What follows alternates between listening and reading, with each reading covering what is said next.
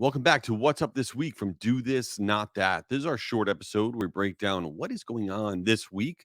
And then we still have our Ask Us Anything later in the week. And at the end of the week, we have our longer episode to break down tactics and tips. So thanks for being here. So, what is going on this week? Of course, I have to mention the TikTok ban, which is everywhere, just went through Congress. And it's going to be a long haul before it gets banned, if it gets banned at all. I don't think the news is doing a good job of sharing really what's going to happen, which is after it goes through Senate and the president's desk. ByteDance, the Chinese company that owns TikTok, has got 6 months to figure itself out, to sell it, to partner, to do something. And then they've already said they're going to take it to the courts. And that's going to go on for a really long time. So it's going to be a very long haul before anything significant really happens to TikTok.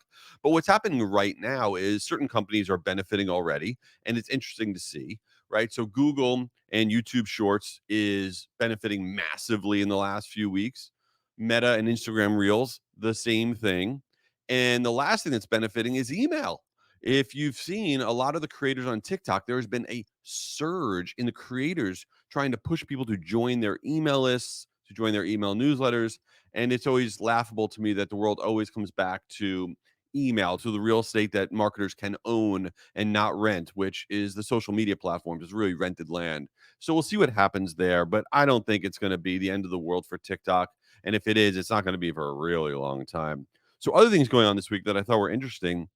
Collaborations are exploding in terms of marketing, and I use them in my business massively.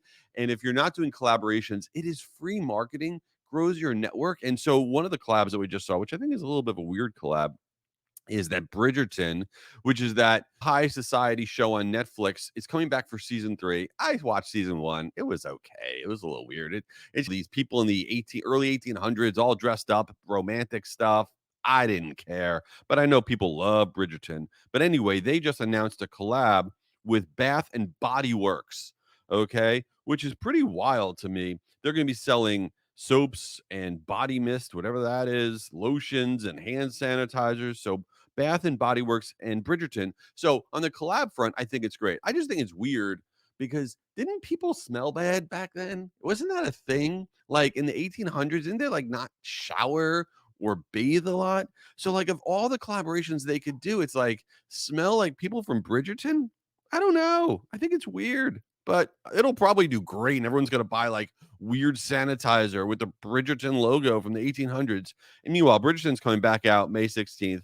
Am I excited about it? Meh, I don't know.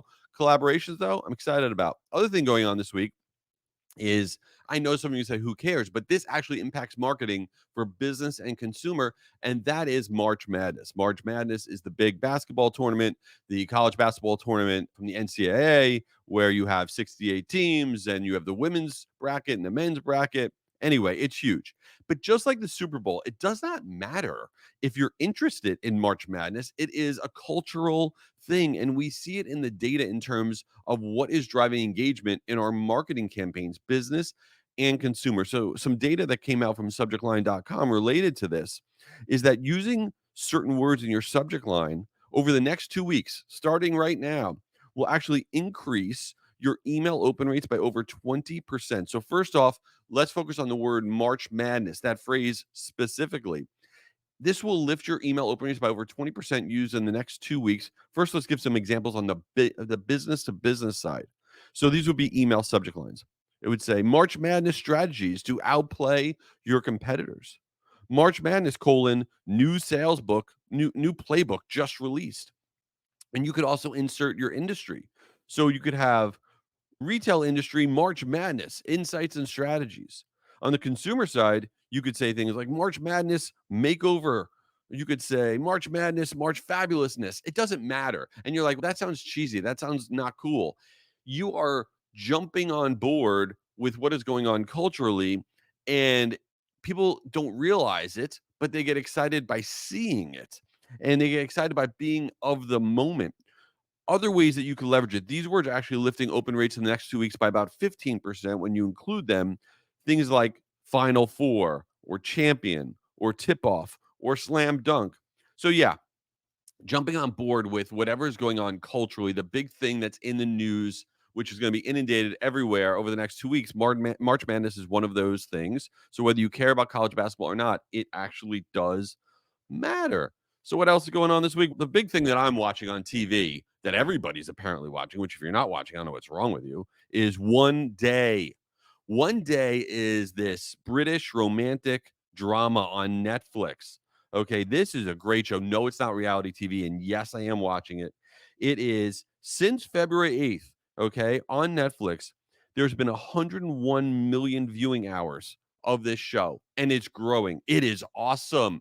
It's one day and it's for 14 episodes, and each episode is a year of this like relationship between this guy and this girl. If you're not watching One Day, I cannot strongly recommend enough. There's very few non-reality shows that I would give a must watch because most of them are terrible, but One Day on Netflix is great. So that's what's going on with me this week. Okay, thanks for being here. Make sure to check out our Ask Us Anything a little later in the week. And then at the end of the week, we got our bigger episode and appreciate you being here. Thanks.